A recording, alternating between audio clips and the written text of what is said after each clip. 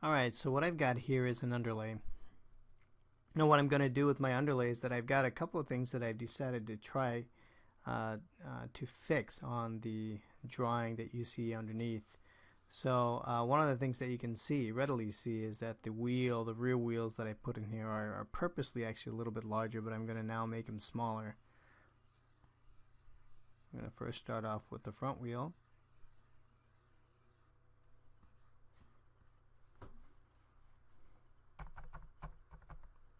I'll make my tip size just a little bit smaller. Still a little bit too big.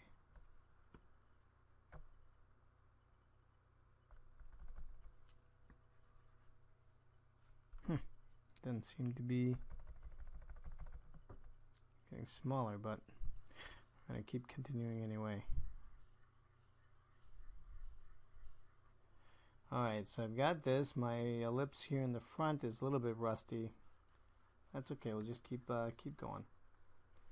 Now my thing is that I want to make sure that anytime I start to draw, I don't want to really erase or anything. I just want to keep going. I think it's really important that whether you are, especially in digital, it doesn't matter as much, but even when you're going analog or going by pencil or working with the pencil, you don't want to get too attached to what you are drawing, because what's going to happen is that you're going to find that got the virtual keyboard coming on for some reason. What you're going to find is that you should be doing a lot of practice exercises. That means you don't have to try to nail everything at once, because theoretically you should be doing this as many times as you can. You're not going to nail it all in one shot.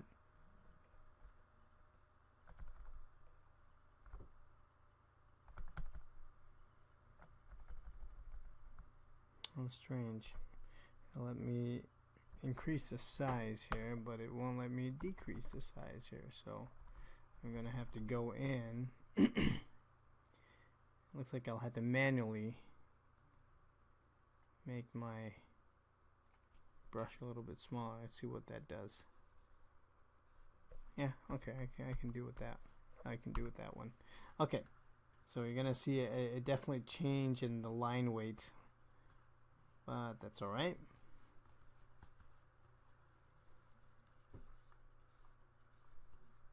So as I was saying before, you want to make sure that as you go in and start sketching, you're going to be doing hopefully hundreds of these drawings. You're not trying to make a perfect sketch the first time. All that sort of comes with practice and time. One thing I did discover as I was working on some of the stuff on my own was that, boy, I've been pretty rusty. You always have to keep up with drawing. Once you let go of your practice, then what happens is that you get your muscles and all the movements that your arms have been doing start to get a little bit tighter. So you lose that looseness and that fluency in your sketch. So that's why it's important to keep at it and be diligent about it.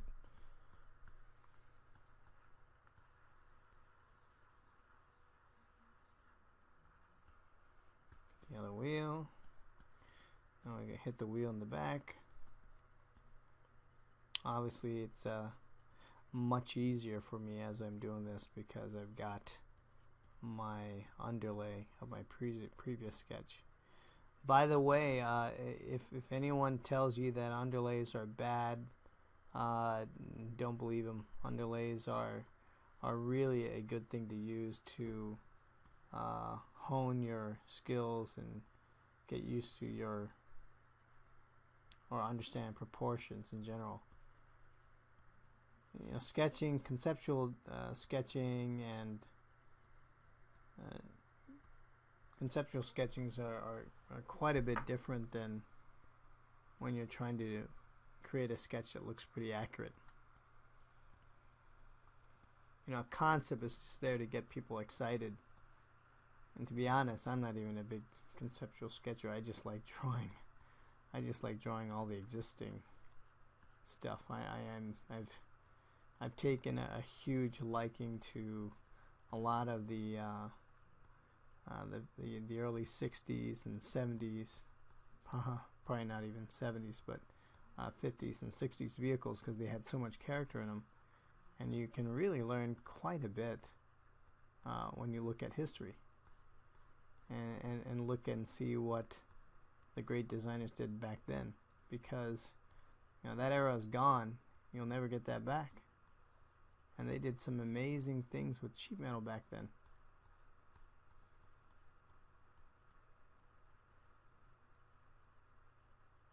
Now everything is computerized. You got safety regulations. All this makes a very big impact to what your final design is going to look like. So that's not saying that you can't make some really cool looking stuff now, but if you notice, a lot of cars start to look the same. A lot of OEMs don't have as much character as they could pull before, and that's mainly due to these regulations, safety regulations. You gotta make sure that people who can potentially get hit by the car, there's certain radii on a car that you have to meet. Things can't be as sharp. That goes even for the interior as well. You got things like homologation. You have to have a minimum amount of radius for certain interior components, so that in an accident, in case of an accident, somebody doesn't get hurt if they hit. Can't have sharp corners. If you ever wonder why you have so many rounded corners in some of your vehicles and stuff, well, that's part of it, because people can't get hurt. Components flying around everywhere in an accident. That's crazy, man. It's crazy. Crazy, I tell you. Too much stuff to worry about. I just want to sketch. I don't want to worry about this stuff. I'm sure that's what a lot of you guys are thinking too. Who cares? Show us how to sketch, man. Don't give us the lesson about safety and all this other stuff. We just want to know how to draw. We can worry about all that stuff later. Yeah, I know what you're thinking. Anyway, having a little bit of knowledge is always good. It's never bad to know a little bit more. It gives you depth. It gives you it allows you to design with some purpose, more purpose. Anytime you design something, it's assumed that you have some purpose to it, but having more knowledge and background on a particular subject, multiple subjects, will bring that much more depth to what you do. Okay, so here it is. I'm not gonna bother doing any shading right now. I'm just gonna leave it as it is. So we got a sketch here. I know it's just an overlay. I'll probably be doing even more of these overlays. I'll do some rough sketches. You know, at least when you look at this, what happens with this particular sketch. Let me go back to, let me put another layer here so I can just mark up what it is that we're doing here. On some of my other sketches, the examples, what you would have seen is, sorry, I'm going to change this color so we can identify this a little bit more. Alright, so what happens here in this red, what you've seen is that we've got this basic, ellipse. Okay. If anyone's gotten my DVD, you would have seen that. Well, anytime that you are trying to nail down your proportions, that you want to use about you want to base your proportions off of the wheel. Okay, so what I have is we've got about approximately the total height of the vehicle from the ground plane to the roof line is about 2 wheel lengths. Okay, and then depending on what you're looking for, this is a 2-door coupe, but essentially what I got here is I've got a little over 2 3/4 or something. It's a little bit long.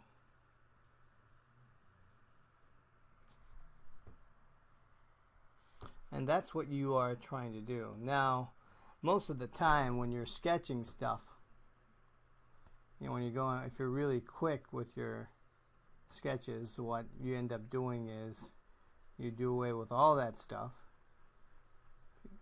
Most people don't seem to care about it, and you'll draw some really interesting shape, and you have a really low roof line. And a lot of this is done because it just gives your car a certain effect, something that's low to the ground. It may not even be feasible. In fact, it isn't feasible. There are cases where you'll have cars that are pretty low to the ground. Well, that's because the occupant or the driver is going to be also sitting lower. That's what happens in those cases. But when you start going into production and you start taking your concepts and you say, all right, I got my concept here, I'm going to work with a group of people, I'm going to work with the engineers, and they're going to say, well, you know what, there is no way you can do that, and you guys are going to be pissed off because the objective, you want to have something that looks really interesting, emotional, and oftentimes you'll get into a situation where you say, well, the engineers killed it. So here is a good example. If I had the size of the wheel here, this is quite a bit below the 2-wheel height from here to here, right? And sometimes you get people that even go lower than that. But what it does is that it gives the car a very attractive look, because the car looks very well balanced, somewhat balanced, I guess, but what happens is that the car ends up looking aggressive, and sometimes it's just you want to be able to communicate that kind of excitement, aerodynamics, and so forth. But what's going to end up happening is that you'll end up defaulting to something like this. This is really the right way to do it. Okay, so anyway, I hope you guys liked this instruction, and we will see you next time on drivenmavens.com. Have a good one.